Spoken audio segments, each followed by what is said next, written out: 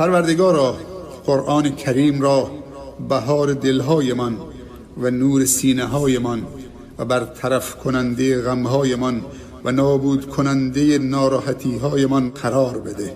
پروردگارا یادمان بده آنچه را از قرآن نمیدانیم و یادمان بیاور آنچه را از قرآن فراموش کرده ایم.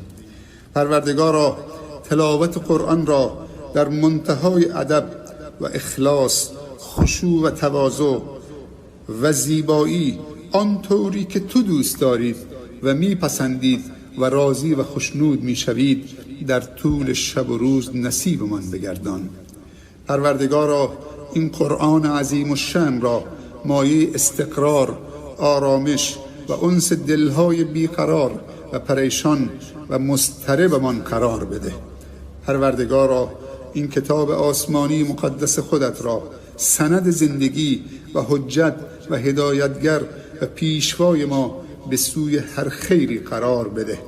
پروردگارا ما را و تمامی برادران و خواهران مسلمان و دختران و پسران و نور چشمان و تمامی دوستانمان را قرآنی و ربانی بگردان. اللهم انت الاول فليس قبلك شيء وانت الاخر فليس بعدك شيء وانت الظاهر فليس فوقك شيء وانت الباطن فليس دونك شيء. اللهم انت المقدم وانت المؤخر. پروردگارا تو اولی که قبل از تو چیزی نیست و تو آخری که بعد از تو چیزی نیست و تو ظاهر و آشکاری که آشکارتر از تو چیزی نیست و تو باطن و اندرونی که ماورای تو چیزی نیست. پروردگارا ما را در قافله اهل ایمان و عقیده و علم و عمل صالح و دعوت به سوی تو و خدمت به خلق استوار و ثابت قدم و پیشتاز بگردان. پروردگارا ما را از کفر، شرک، کبر، حسد، ظلم، فسق، فجور، فساد و نفاق حفاظت بفرما. پروردگارا به تو پناه میبریم از اینکه ظالمی یا فاسقی یا منافقی روزی در ما طمع کند که در صف او باشیم. پروردگارا استعداد و هوش، درک و فهم و شعور ما را بالا ببر و افزایش بده و فکر ما را پویا، خلاق، مفید و مثبت بگردان.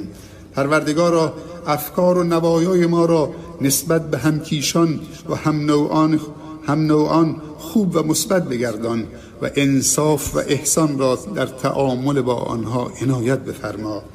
پروردگارا ما را چون باران رحمتی برای همه بندگانت مسلمان و غیر مسلمان قرار بده تا بدون تبعیض بر سر همه بباریم و همه را نوازش کنیم و نگاه خوب، اخلاق، تعامل زیبا، خیرخواهی و دلسوزی صادقانه و رحمت و شفقت و مهربانی را نصیب من بفرما و ما را از نگاه و قضاوت بد و خصمانه و خشونت نجات و رهایی بده.